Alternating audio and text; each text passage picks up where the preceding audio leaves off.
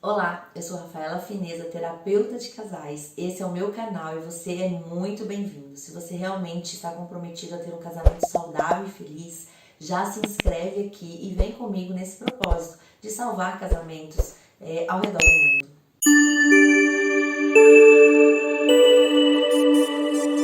Bom, hoje a gente vai falar quais são os 6 sinais indicadores de um divórcio. Você vai poder identificar como está a situação do seu casamento e provavelmente uma dessas 6 indicações, desses 6 sinais, é possível que eles estejam presentes dentro da sua relação, né? Se você realmente está aqui assistindo esse vídeo, é porque ele te interessa, porque de alguma forma vocês estão tendo prejuízos na relação de vocês. E eu vou apresentar cada um deles para vocês, mas antes que a gente comece, já deixe o seu like aqui para que esse vídeo possa ser entregue para mais pessoas que realmente precisam ouvir sobre isso. Então bora lá. O primeiro sinal de divórcio, de indicação ao divórcio, é começar uma conversa de forma rude. Gente, em 96% dos casos, nós conseguimos já identificar o resultado de uma conversa nos primeiros 3 minutos de discussão. Olha isso, gente. Em 96% dos casos, o resultado de uma discussão pode ser previsto nos 3 primeiros minutos. Por quê? Porque influencia a forma como você começa aquela conversa. Se você conversa de forma rude, já está acabada aquela discussão. Na verdade, vocês estão perdendo tempo discutindo sobre aquilo porque o resultado vai ser péssimo. Era melhor vocês nem terem começado aquela discussão. Começar uma conversa com crítica, com sarcasmo, com desprezo, realmente já é um indicador de que não vai terminar bem. Em contrapartida, ao contrário, se você começa uma conversa dizendo sobre como você se sente, o quanto que é importante para você estar conversando sobre aquilo sem apontar o dedo, os resultados vão ser muito melhores. Começar uma conversa de forma branda garante um resultado muito mais eficaz, muito mais produtivo, de que vocês realmente vão encontrar uma solução no final dessa conversa. Eu quero que você pense numa conversa que você teve com o seu cônjuge, na última conversa que você teve com o seu cônjuge, que você começou de forma rude. Como que essa conversa terminou? Como essa conversa teria terminado se você tivesse começado ela de forma branda, ao invés de começar de forma rude? Eu acho que você já tem a resposta, né? Então tome muito cuidado com a forma que vocês conversam, com a forma como vocês abrem a discussão sobre um assunto. Ali você já começa a identificar e ali você já aciona se aquela discussão vai terminar para o bem ou se aquela discussão vai terminar para o mal. A escolha é unicamente sua. Então, o segundo grande sinal de divórcio, né, que desencadeia o divórcio, é permitir que os 4 cavaleiros do Apocalipse estejam presentes na conversa, no diálogo, na comunicação de vocês. Rafa, que 4 cavaleiros do Apocalipse são esses? Bom, eles foram colocados, né? Foi colocado esse nome pelo Dr. John Gottman. Ele quis colocar esse nome nessas 4 características de uma conversa difícil, porque os 4 cavaleiros do Apocalipse, eles vêm para anunciar o fim, eles vêm para anunciar algo ruim. E os 4 cavaleiros do Apocalipse que ele apresenta é crítica, desprezo, obstrução e defensiva. Esses são os 4 cavaleiros do Apocalipse que vêm para anunciar o fim do seu casamento. Porque se você permite que essas 4 características estejam presentes dentro do diálogo de vocês, a chance do casamento terminar é muito grande. Eu vou falar de cada uma delas.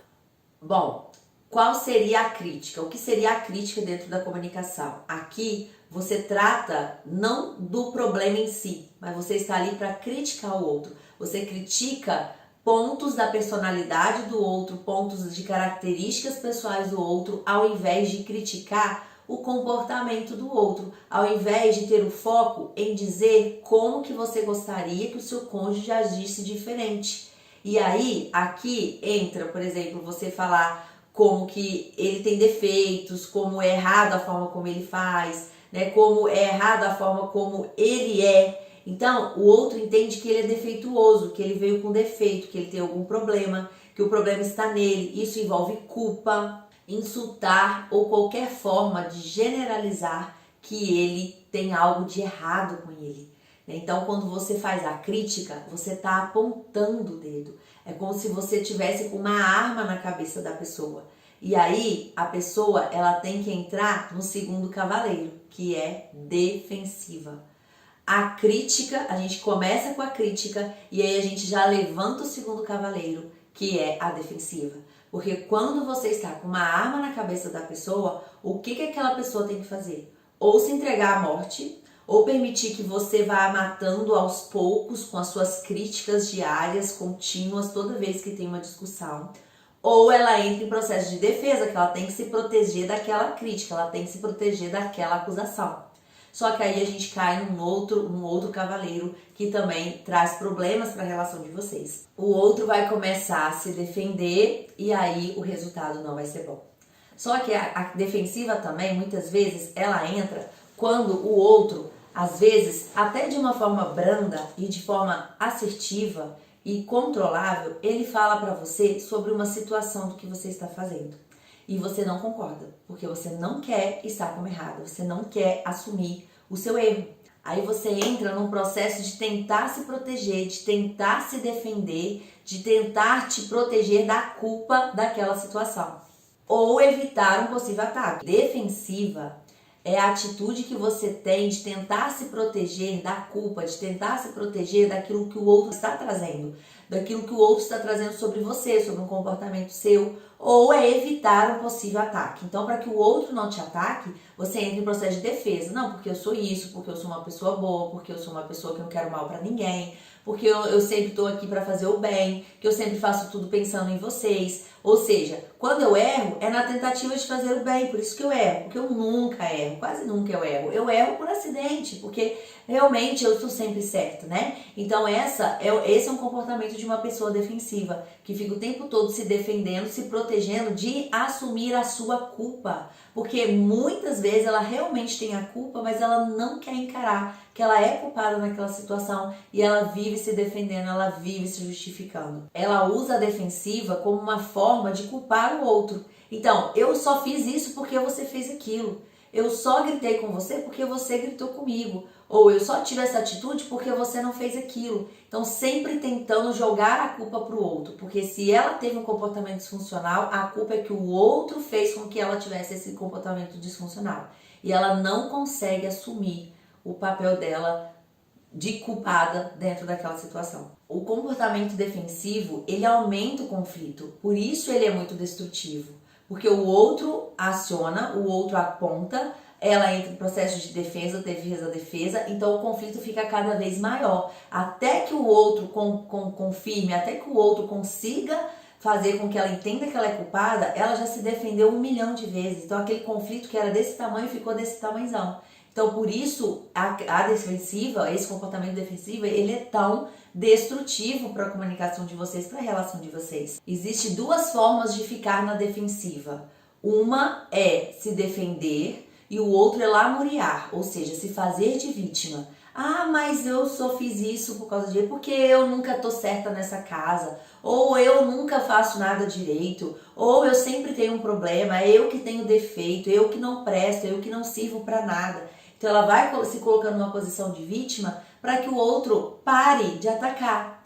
Ela quer ser a vítima para ver se o outro entra num estado de compaixão e fala, coitada, eu não posso falar com ela aqui, senão ela vai ficar mal. Então ela tá, olha só, poxa, ela realmente é uma vítima. Né? Então esse comportamento ele é totalmente destrutivo, totalmente disfuncional, totalmente distorcido do que realmente precisa ser a realidade dentro da comunicação de vocês. Bom, o terceiro cavaleiro é o desprezo. É uma forma de você mostrar superioridade para o outro e de mostrar que você está no poder. É de mostrar que você pode tudo nessa relação. E aí você gela o outro, você fica indiferente com o outro. Sarcasmo, cinismo, olhar de desprezo, olhar hostil, deboche, tudo isso faz parte de um comportamento de desprezo. Normalmente, esse aqui é o pior cavaleiro, esse aqui é o pior comportamento que se pode ter dentro de uma comunicação, dentro de um relacionamento conjugal. E é também o mais indicador de uma forte insatisfação conjugal. Então fuja dele, fuja. Não faça isso com o seu casamento, não faça isso com o seu cônjuge, não faça isso com você.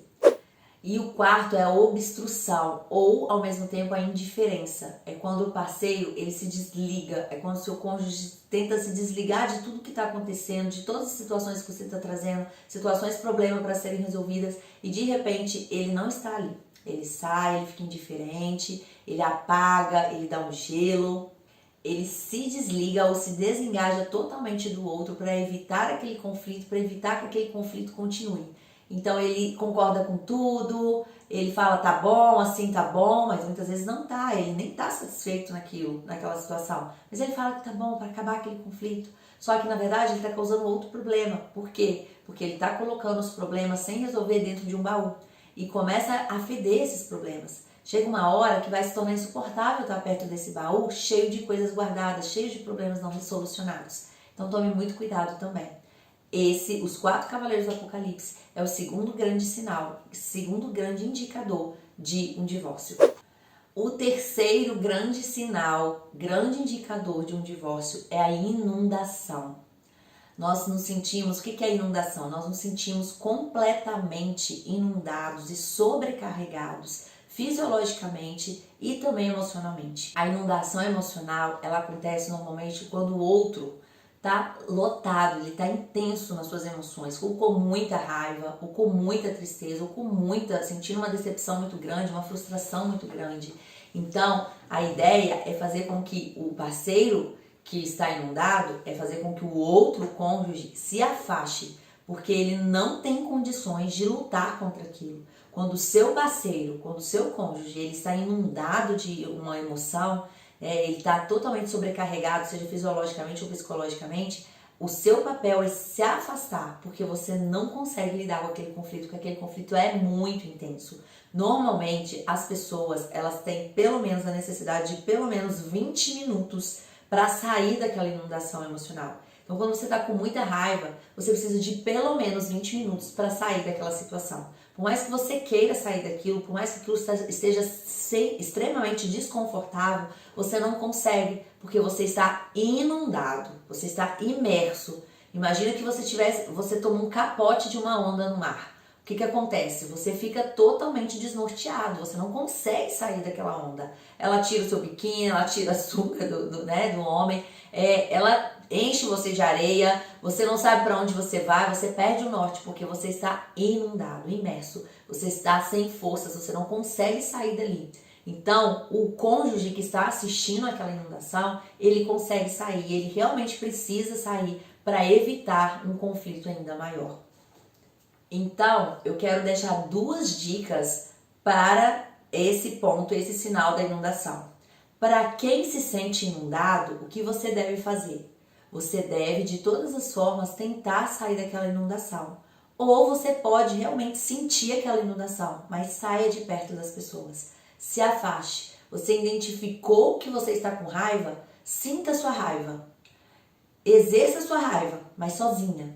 Esteja sozinha. Ou se você realmente perceber que tem alguém que vai ouvir a sua raiva e que você não vai ofender essa pessoa, você pode até ficar. Mas tome muito cuidado. Se afaste, fale, eu não estou em condições de falar agora, eu estou com muita raiva, eu fiquei muito magoada, eu fiquei muito decepcionada com essa situação. Eu preciso realmente organizar e elaborar isso tudo na minha cabeça para depois a gente voltar a conversar.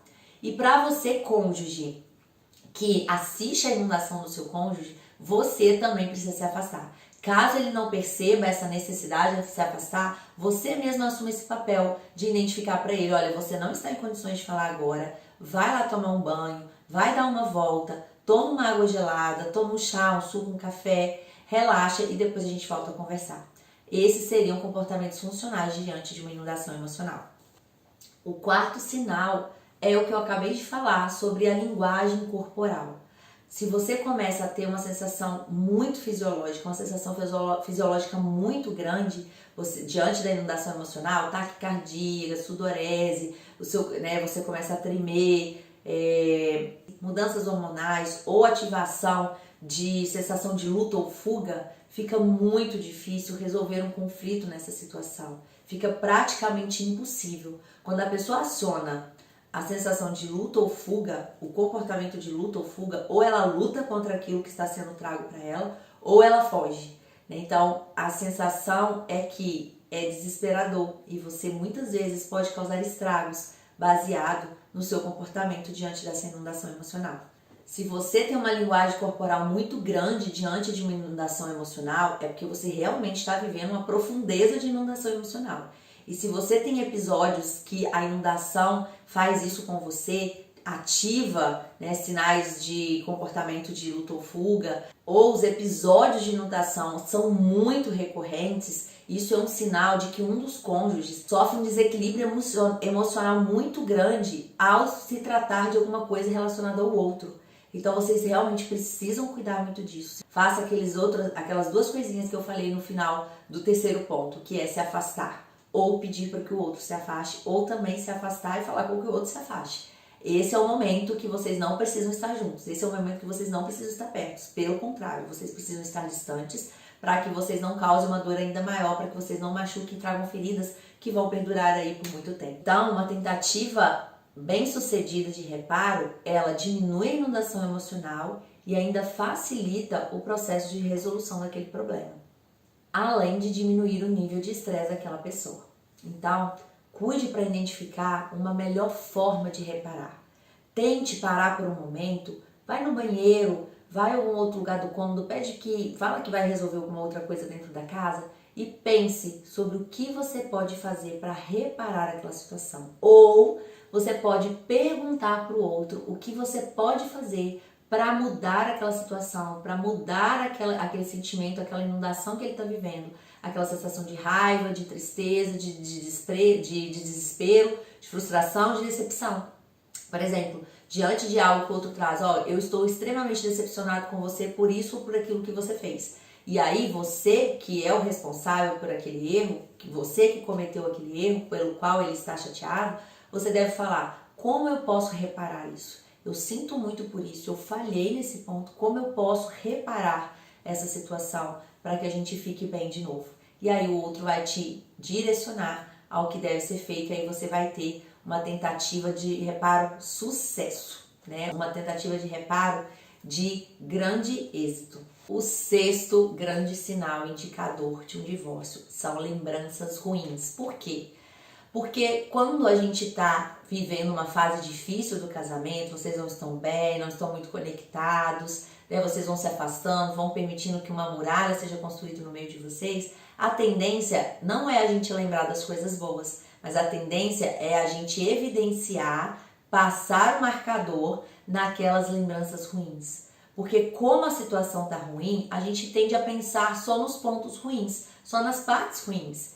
Quando as coisas estão boas, a gente tende a pensar nas coisas boas e esquecer as ruins. Sendo que, na verdade, precisava ser o contrário. No momento das situações difíceis, a gente precisa trazer à memória aquilo que te traz esperança.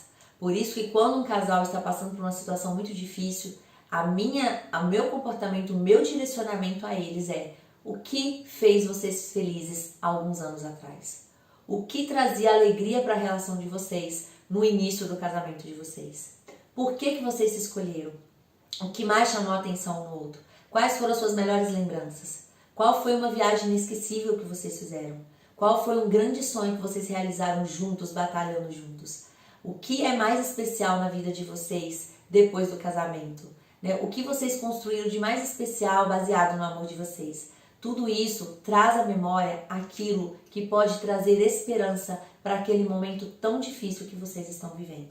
Então, não se apegue às lembranças ruins, mas se apegue àqueles pontos bons, aquelas memórias inesquecíveis que trazem alegria, trazem paz e trazem esperança para o coração de vocês. Gente, eu acabei de apresentar para vocês os 6 sinais indicadores de um divórcio. Se você está cometendo algum deles, tira da vida de vocês, lute contra isso, treine todos os dias não cometer esses erros, não cometer esses sinais. E aí vocês vão caminhar para conquistar a satisfação conjugal e a felicidade conjugal para sempre.